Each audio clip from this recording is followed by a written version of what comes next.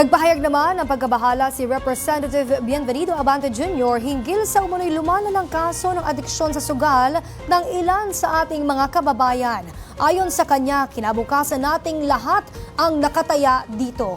Ang detalye ating alamin kay Zai Chua live mula sa Batasang Pambansa. Zai. Yes, Princess, isang modern-day horror story. Ganyan inilarawan ni Manila 6th District Representative Bienvenido Benny Abante Jr. ang sunod-sunod na balita ng pagpatay bunsod ng online at off-site gambling. Ikinababahala ni Manila 6th District Representative Bienvenido Benny Abante Jr. ang mga balita ng pagpatay dahil umano sa lumalalang adiksyon sa pagsusugal. Babala ni Representative Abante, nakakaalarma ito dahil parabang isa itong epidemyang sumisira sa moral ng ating lipunan. Dahil dito, inihain ni Representative Abante ang House Bill No. 1876 o ang Anti-Online at Anti-Offsite Gambling Act of 2025 na naglalayong ipagbawal ang pagsusugal sa loob at labas ng online world, gayon din ang pagpataw ng parusa para dito. Ang nakataya po dito ay hindi lang pera. Ang nakataya dito ang kaluluwa ng ating mga kababayan.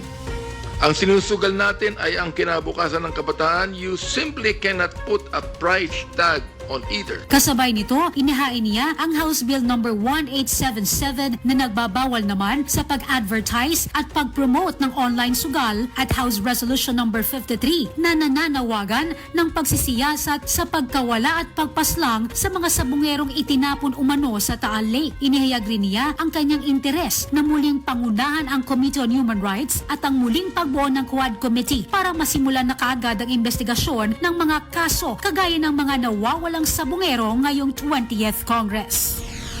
Yes, in fact, pinag-uusapan na namin yan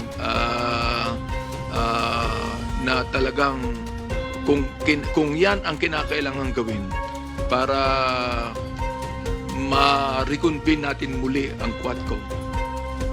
Kaugnay niyan ay binigyan din ni Representative Abante na walang sasantuhin at uurungan ang mabubuong Quad Committee sakaling gumulong na ang kanilang mga investigasyon, sila may celebrity o politiko. Kasi kasama na yung missing sabungeros yan eh. Ibig sabihin, pag inibisigahan namin yung missing sabungero, madamay na yung online gambling dyan. Samantala, nangako naman si Representative Abante na makikipagtulungan kay Mayor Isko Moreno sa muling pagreporma at paglilinis ng Maynila. Suportado rin niya ang pagpapalawig ng mga ayuda program ng gobyerno sa vulnerable sector ng kanyang distrito tulad na lang ng Assistance to Individuals in Crisis Situations o AICS, ayuda para sa mga kapos ang kita program o AKAP at iba pa. Yes, Princess, sinang-ayunan naman ni Representative Abante ang paninindigan ni na Representative Terry Redon at Joel Chua na hindi dapat madelay ang impeachment trial ni Vice President Sara Duterte sa kabila ng inilabas na resolusyon ng Korte Suprema dahil wala namang Temporary Restraining Order o TRO upang ihinto ang kaso sa Senado. Kumpiyansa rin si Abante na naaayon sa konstitusyon ng proseso ng impeachment case na nilagdaan ng mahigit 200 mambabatas. At aniya, kailangang managot ang sinumang lumabag sa batas kahit siya pa ang pangalawang Pangulo ng Pilipinas. Mula dito sa Kamara, balik muna sa iyo.